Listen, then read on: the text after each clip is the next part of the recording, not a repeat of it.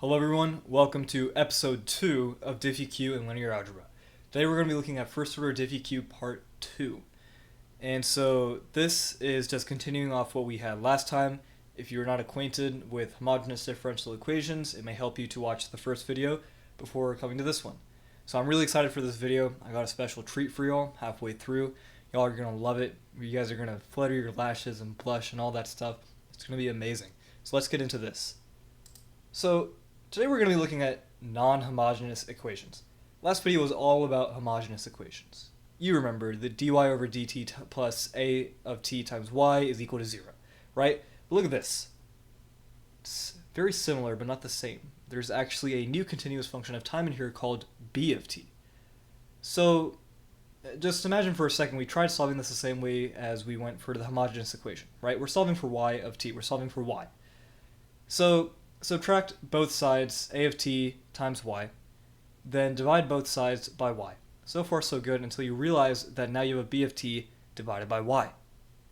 That's going to complicate things. If we do the same thing that we did before by turning the dy over dt into the whole dy over dt times 1 over y into the whole ln of y of t and all that, there's going to be a y on the right side. That's once you get like the Eulers involved in everything, it's going to be impossible to get rid of that. So we have to look at this a different way. So what we want to do is get the left side into a form that's d over dt times something that we can integrate, okay? And so the thing is that we can't do that right now. So what we will do is we're going to use a little something called mu of t. Right there. You see him right there? What do we do with mu of t? We're going to make this guy the integrating factor. We're going to multiply every single term in this equation by mu of t. And then we are left with this. Now, you might be sitting here wondering, I do have no idea what you just did. I have no idea why you did it. I've never even seen this letter before in my life. And you sound like a crazy person right now, senseicolonelmathematics. I know. It is kind of weird. When I was first learning this stuff, I had no idea where Dr. Martin Brown was going with it, but I'm going to explain everything in due time, so just hang on. So, yeah. This is the equation we left off on the last slide. I want you guys to take a good look at it at all the terms, right? So, and I also want you to remember the product rule of derivatives. The product rule, you know, the one where you have something times something and you're trying to find the derivative of it, right? This one, right? So if you're trying to find the derivative of a of x times b of x, then you have to find the derivative of a of x times just regular b of x plus regular a of x times the derivative of b of x. And now look at this right here. This little function right here. Think about how you would put the product rule on this function. I'm going to switch around the mu of t and the y because I can, and it's going to make things look more easy for the absolute insanity that is about to ensue. Look at this. This is the product rule of y, if you were to take the derivative of y times mu of t.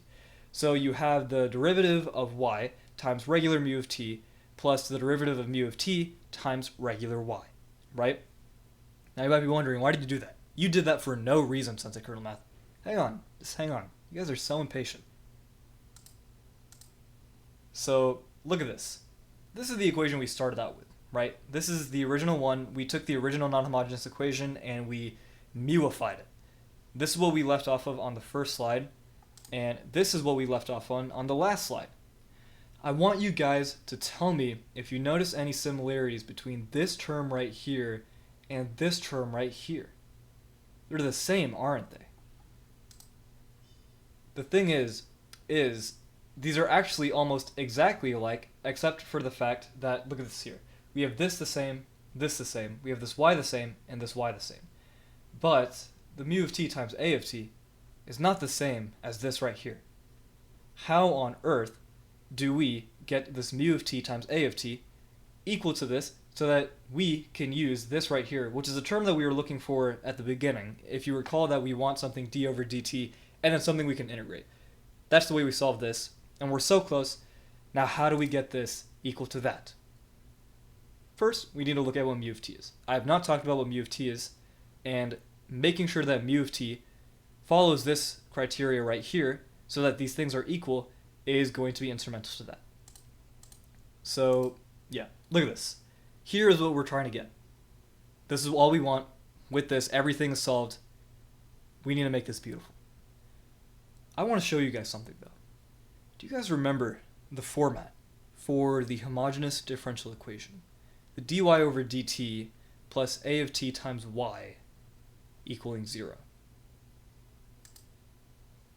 This is the same thing. This is just about the same thing right here.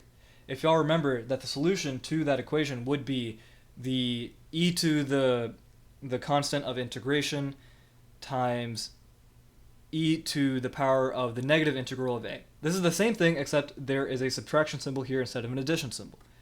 So we can say this. And we'll also say that the constant is 1. Here we go. This is mu of t right here.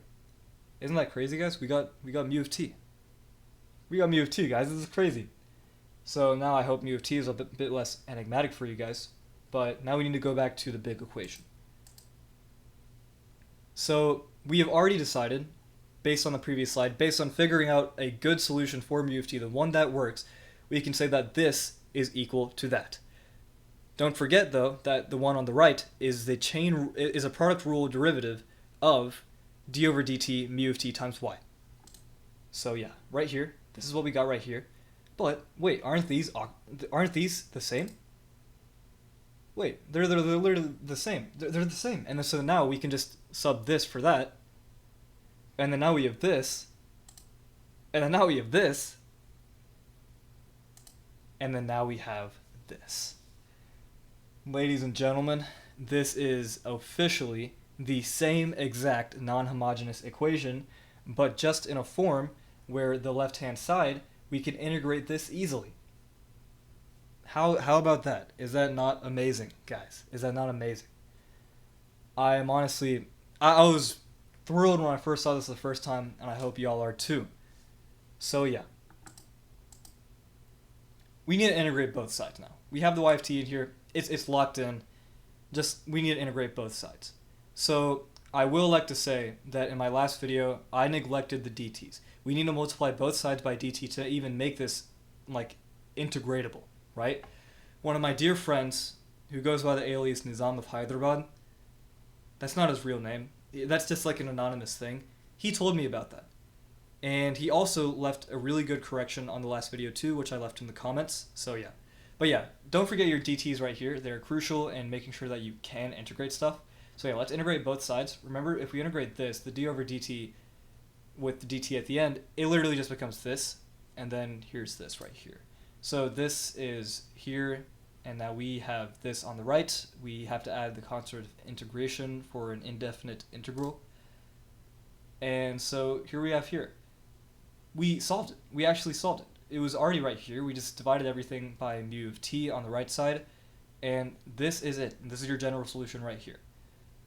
And so I also want to dedicate a good slide to my friend the Nizam of Hyderabad. Going back to this, for y integrating for this d over dt with the dt at the end just gives you this. So here we have this integral right here, right? The integral of d over dt mu t times y of t with dt at the end. We can cancel these out. This is on top, this is on bottom. We can cancel these out. And now we're just left with d mu of t y of t. That looks really weird, doesn't it? But I want you guys to think of something like this. Instead of thinking it as the integral of d mu of t y of t, which might sound alien to you guys, think of it as the integral of 1 with respect to d mu of t y of t. Whenever we integrate things by 1 with respect to a certain variable, do you guys know what happens? Look at this. The integral of 1 with respect to x equals x plus c. The integral of 1 with respect to y equals y plus c. And so, the integral of mu of t y of t of 1 with respect to mu of t and y of t equals mu of t y of t plus c. And so now we can say the integral of dt mu of t times y of t dt is equal to mu of t y of t plus c. That's amazing, isn't it? again, great thanks to the Nizam of Hyderabad. He actually really came in clutch with that, and it's a beautiful explanation. Thank goodness for him. So yeah, let's do an example now. If you guys want to solve it, go ahead. I'm going to start now. So we can look at this and see some of our equations, or we can see some of our components in the original equation in here. This is our b of t right here. This is the y, obviously. This is the a of t. So let's get things going. So this is the a of t right here, right? We need to find the integral of the a of t. And so yeah, we just do everything and we get negative t squared. And remember, mu of t is e to the power of the integral of a. So this is it. This is mu of t right here in a practical application. And so if you guys remember, one of the more intermediate equations that we had d over dt mu of t times y of t is equal to mu of t times b of t. So let's plug everything back in because we have b of t right here, we have mu of t right here, and we have just y right here. There we go, right there. Now, let's integrate both sides. So the integral of the left is going to be really easy, right? We already know it's literally just going to be this. We've been doing this already for 2 videos now. We already know. But the right side, what is that going to be? Here, we're going to call in our good friend u sub. We learned u sub in Calculus 2, and if you guys need a refresher, you just take something that you want to replace in here, find the derivative of that, and then just, you need to get everything into the u world, as a black pen, red pen, the illustrious black pen, red pen would say. And so yeah, then we replace everything with everything.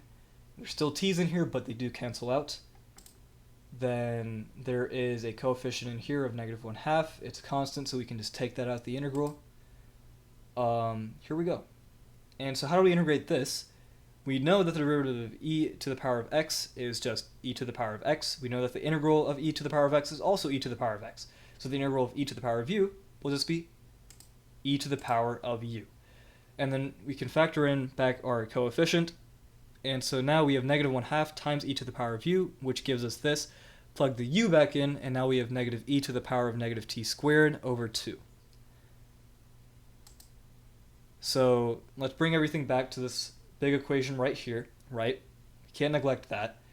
And so we integrate, we put a plus c here, as is customary with integrating. And so we have the left side already integrated. We could have done that mentally. Super duper easy, right? And so now we're so close, we just need to divide both sides by e to the negative t squared. It'll cancel out here, and so here it'll be c over e to the negative t squared, which by exponent rules, it's just going to be c times e to the positive t squared. This is our answer. Congratulations, guys. Let's move on. So this, very similar to the homogeneous equation, is how you find the particular solution of one of these non-homogeneous equations. Very similar thing, very, very easy. And so, yeah, to find the actual y of this, we would have to add mu of the initial t times the initial y. We'd have to add it to the other side, and then divide everything by mu of t. Here we go right here. And so, yeah, this is the solution. This is how we find a particular solution for a non-homogeneous differential equation. Not much explaining to do. Everything's already kind of been covered, so I'm just going to go straight into an example. Here's our example right here. If anybody wants to pause and just go ahead, please do. And I'm going to get into it now. So this is a very similar equation to what we looked at before, except this has an addition symbol rather than a subtraction symbol. Thank goodness for that. That makes it a lot easier for me, and probably a lot easier for you, right? So we have this y of 1 equals 2, and so we can look at, this is b of t over here, this is a of t right here, positive 2t rather than negative 2t last time. And so this also right here is t of 0, this over here is y of 0, the initial t and the initial 0. Okay, so let's find the integral of this. It's going to be t squared, all right? And so now we know that mu of t, we know that e to the power of the integral of a is mu of t. We got it. And so, yeah, this is how we are going to go about this. We plug things back into one of our earlier equations, which says mu of d over dt times mu of t times y of t is equal to mu of t times b of t. plug everything back in. We have to take the integral of both sides. This one's easy. And so how do we do this one? So also, by the way, this is a definite integral, so we have to go through the definite integral procedures. And so, yeah, here we have to subtract the mu of t times y of t minus mu of t0 minus y of t0.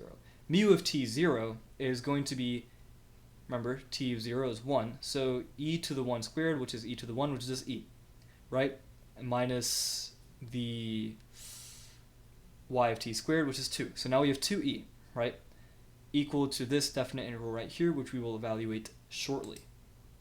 Here's this. This is a very similar integral to what we did last time. Remember, u sub this, u sub that. It's the same thing, except it's just positive. And so plug things back in. And so don't forget, since this is a definite integral, we have to subtract the upper bounds from the lower bounds. And now we have this. Because the lower bounds is going to be t0, so that's going to be e to the power of 1 squared over 2, which is just e over 2. This is going to be the right side of our equation, right? And don't forget, no constant, because these are definite integrals that we are dealing with.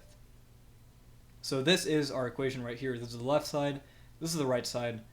Everything is integrated, right? So now let's add this 2e to both sides. We get this, right? Now let's divide both sides by e to the power of t squared. And now we get this. Look at that. Isn't that amazing? We can do a bit more simplification on this right here. So e to the negative t squared will be in the numerator, so we can just move that really quick. So this is just e of 1. This has always just been e of 1. And then remember the exponent rule, where we can just combine these together as such. And this is our answer. And with that, we've wrapped up non-homogeneous equations. Next video will be separable equations. Thank you all for watching so much. Leave a like and subscribe. It would really help the channel. And yeah, I do appreciate you all a lot. And thank you. Bye-bye.